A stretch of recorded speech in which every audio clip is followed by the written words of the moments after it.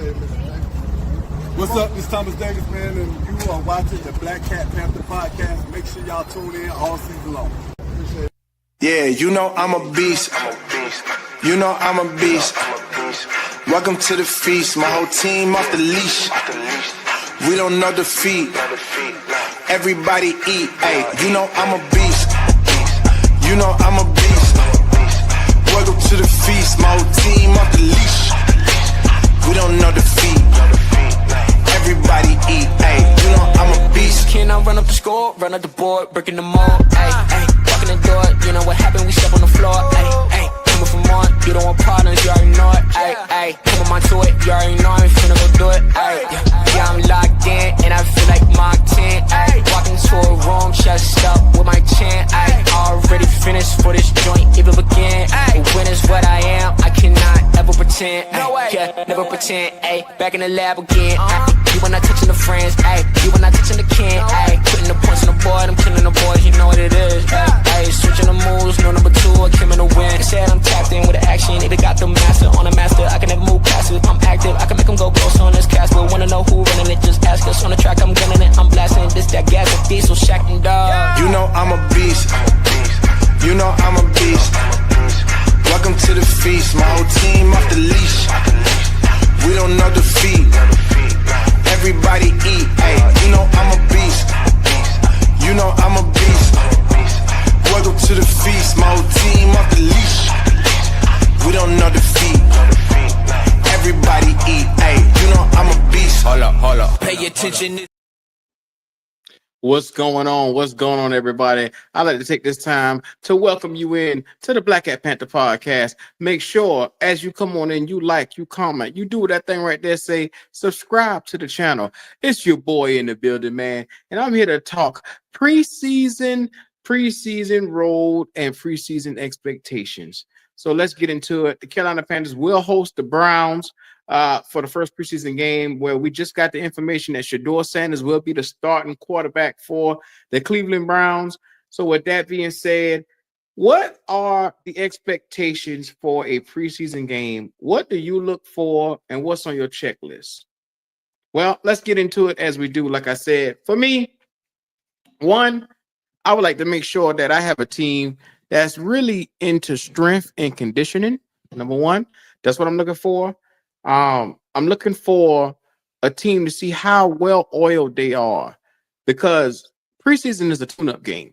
Preseason is basically getting your feet up under you, where you should be coming in after all the workouts and everything that you've done off season with, like I said, training camp, with all the workouts. Like I said, all of it accumulated together should have you where you should be starting to get that second wind and getting into season form.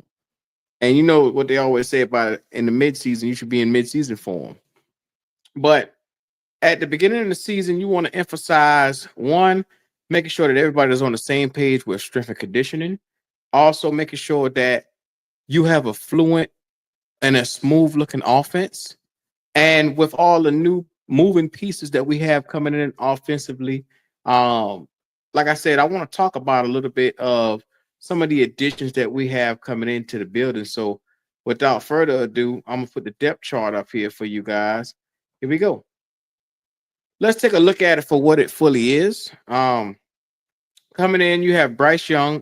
After preseason went the way that it went last season, where we really didn't have many starters play in preseason, you look to have a different atmosphere, maybe to get a drive or two coming in. And we want to see how fluent that offense marches down the field. So, like I said, you have Bryce Young coming in. You want to see the starters come out and look competent. Ones versus ones. You want to see how well your offensive line stacks up against their defensive line, number one. You want to see how well can your weapons move up and down the field. That's next. And then you want to see how fluent on the play calling, because if they're calling, like I say, simplistic plays, you want to make sure that you're able to execute simplistic plays as smoothly as possible. Like if you calling a basic formation, like a basic I or something like that, you want to make sure that you're running it smoothly. And like I said, the holes are opening and the running backs are able to hit the hole with authority and be able to get positive gaining from it. So without further ado, as you see, the starters are slated in. We got Bryce Young starting at QB. Chuba Hubbard will be your starting running back. T.T.O. McMillan, as well as Adam Thielen, are your wide receiver 1, wide receiver 2, which we're going to come back to this wide receiver room in a second. Your tight end room is Jatavion Sanders and Tommy Tremble. I think, now this is just my honest opinion, Tommy Tremble should not be your starting tight end right here. I believe that Jatavion Sanders has done more than enough to be your starter here. So barring anything injury-wise, they say Jatavion Sanders is standing down at camp. So that's the note that they got right there. So more than likely, by the time as the end of the preseason comes, he probably will more than likely be your starting tight end right here. And then I like Mitchell Evans second over Tommy Tremble, but I know they'll probably keep Tommy Tremble second because athletically he brings a lot to the table. So but I still like Mitchell Evans. I think he's going to be a great pickup for us. And those are the 3 tight ends that I carry into the season if I do anything. Everybody else from Dominique Daphne, James Mitchell, Tyler Mabry, Bryce Pierre, all those guys, I would really give them probably their walking papers. Offensive line, we have one of the most highest paid offensive lines in all of football. Like I said, Ika Makwanu, former high left tackle pick that we brought in here, selected. Damian Lewis, one of the guys that we brought in from Seattle. He was brought in, like I said, to really bolster up that left side of the line, which he has done exceptionally, a great job. Him and Robert Hunt both came in a season ago. And then Taylor Moton at the tender age, I believe he's 31, 32, somewhere up in there. From what I'm seeing, this is his last season. And so, like I said, I saw him talking at the podium in one of his interviews. I'm not so sure on how the feeling is in the room for Taylor Moton and management, but it looks to be that maybe this might be his last season after they paid Brady Christensen, after they paid Cade Mays. I think Austin Corbett is probably on his last season too, because together with Austin Corbett and Taylor Moton, that's $50 million. You're talking 18 to 1 and 30 million to the other guy. $50 million of your cap room, you can slide right up out of here. Now, granted, Taylor Moton has been the most consistent Panther all the way around. Now, do I see them moving on from him? I hope not, but I could understand it with the money that you're paying him for $30 million. You can't afford to keep such a high cap number around and still maintain and build your roster. Because if you can head into a free agency with $50 million, man, you could actually get a lot of talent on this offensive side and defensive side to help your team out much more. So, and this is just my honest opinion. I think that they paid Brady Christensen for a reason. They may slide him over at right tackle, or they may look to draft a right tackle after this season. Who knows? But we will keep them options open and we will monitor that situation. So, the offensive line is as it stands. Like I said, the $100 million line, it is very expensive, but hey, they get the job done. Like I said, Ike Ekwonu, Damian Lewis, Austin Corbett, Robert Hunt, and Taylor Moton. One of the best lines in the NFL. So we hope to see that that's the same case this year. Now, my guide for the offensive output, what I want to see. I want to see our ones versus Cleveland's defensive line, because Myles Garrett and the crew will be coming up there. And if Myles play, it'll be good to see, one, how well our line holds up against that level of talent, because Miles Sanders is nice. And then, like I said, the breakdown comes in our weapons, our second tier guys. Like, I want to see Trevor Etienne. I want to see what he has to bring to the table, because he was just selected in this draft. And like I said, with Rico Dowdle on a 1-year deal, and you have Chuba Hubbard signed to a multiple-year deal, Etienne is going to be that next guy up. You can kind of see the handwriting on the wall. They wanted to give him a year or so to get, like I said, acclimated into the NFL. So it'll be good to see what he can bring to the table. Then in that receiver room, this is where all the bread and the butter is. You got Ted McMillan, Adam Thielen, Xavier Legette, Coker, Hunter Renfro, Jimmy Horn. I think that those are going to be your guys right there. I think David Moore, Tremaine, TJ Luther, Kobe Hudson, Jacoby George, all go. And to be honest with you, if they were going to keep anybody out of that mix, they probably would hold on to, because a lot of whispers has been going on that potentially maybe the Panthers move off of Adam Thielen. I don't see that happening. I don't see that happening because he has been a stalwart. He's been a dependable option for Bryce Young the last 2 years, last 2 seasons, with them two being together. So with this season, like I said, you got your bona fide X and Ted McMillan. You got your next guy, Xavier Legette, who's your outside guy. And through the slot, you're going to have Adam Thielen, Jimmy Horn, and Jalen Coker really chopping it up across the middle. So you have options here. And to me, I think it's one of the strongest rooms on a team. As far as the NFL, I think it's probably maybe a top 15 wide receiving corps. Because like I said, it's so much potential there. You having a potential budding star in McMillan, and Xavier Legette is coming into his own. So it'll be nice to see the trajectory that these guys head in going for this season. But it's one of the strongest rooms on the entire team outside of the offensive line. So I like what I see here and the potential that is here. We just have to see it manifest on the field and see how well it works out, because the receiver position is dependent upon the quarterback position. And if your quarterback does not have any success, your receivers are definitely not going to be in a position to come out here and give you production. And that's what it's all about. Number one, it's about production. So with that being said, this preseason game, like I said, for the offense, I would like to see them move and march down the field methodically and really see how smooth they can be against Cleveland's ones. Like I said, I only expect a series or two, them get in and out, and then, like I said, just getting their feet wet. Now, defensively, this is a little bit different.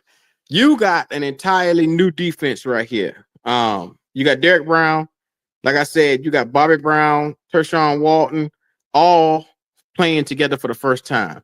So I think I need at least 2 series off the rip with those guys, and I need it to be smooth up front.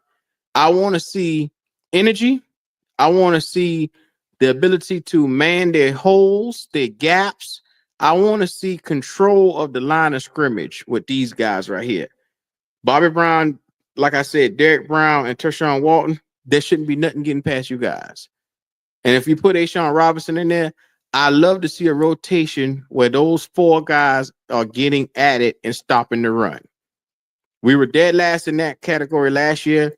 Look for it to be improved this season.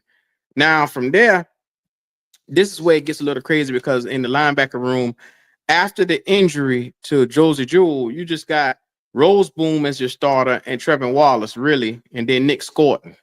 So, well, I mean, it's not a terrible linebacker room.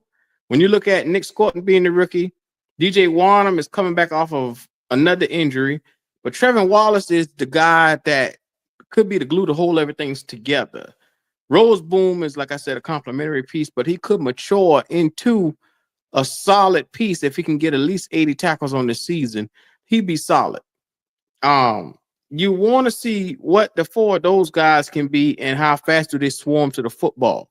So that's going to cause a lot of energy. You need to see, like I said, you need to see strength and conditioning with those guys. How fast are they able to be around the ball? How consistent are they around the ball? Are they making plays from the linebacker position? Because, like I said, Nick Scorton, great pickup, great addition. I want to see what he can be. Princely Umanyanan, I can never pronounce his name, but that guy right there is going to be the key to everything in that second unit. I think he has high potential. He reminds me so much of our guy that we went and sent up north, Brian Burns. To me, they are similar players. You may agree, you may disagree. Put your NFL comparison in the chat right now. That way you can get an idea of, like I said, we can get an idea of who you compare him to.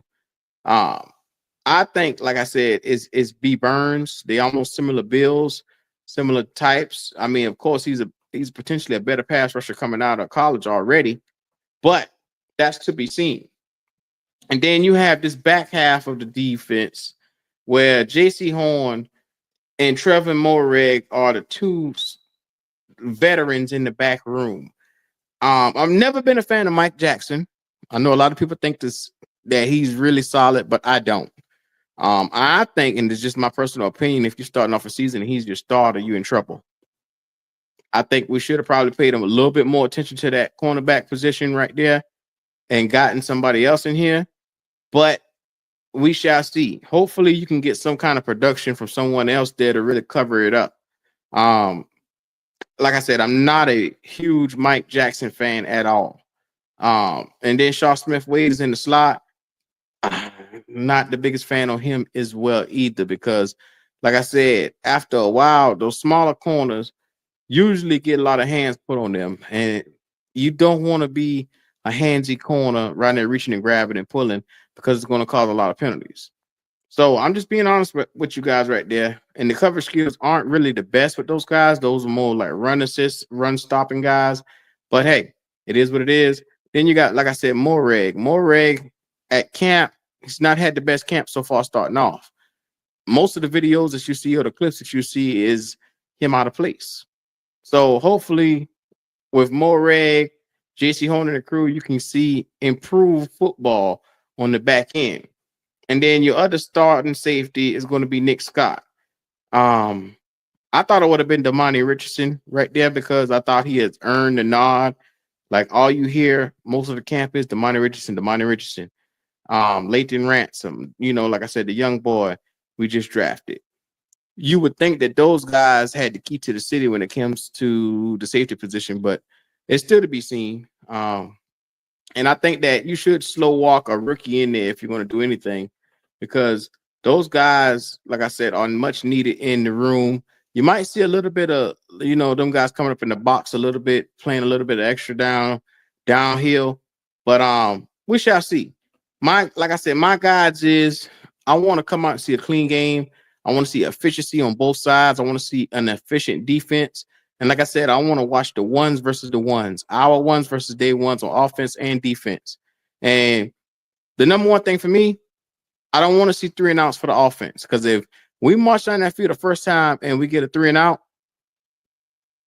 can't do it, dog. That means it's going to be a rough season, because against day ones, we could not put out any production, any productivity. And like I said, that's a problem for me. Personally, that's just my opinion. But if we methodically move down the field with ease, relative ease at that, I'll say, okay, the Panthers have improved all the way around, So it's dependent upon, I gauge however I see everything based upon what it looks like once it hit the field, because the last couple of preseasons have shown me, like I said, that Giants preseason 2 years ago, the Jets preseason last year, like you take a look at this thing and you say, uh-oh, that's not good, not being able to move the football. Uh-oh, this isn't good right here. You can't make any passes, though. Every time you drop back, the backfield is being crushed. So you learn now to look for what can be smoothly affected. And when I say that, I mean smoothly. If we can affect their defense as our offense moves down the field, then that's a win for us. If their defense can't like put a stop to us offensively, that's what I want to see. So this is the next year for Bryce Young. He's supposed to be taking the next step. And year 3, it's a show me phase for this young fella. And I want to see it every chance that he gets. Showcase it. Let me know that you have the ability to do it. And like I said, shut me up, because I have not been a Bryce believer to this point yet.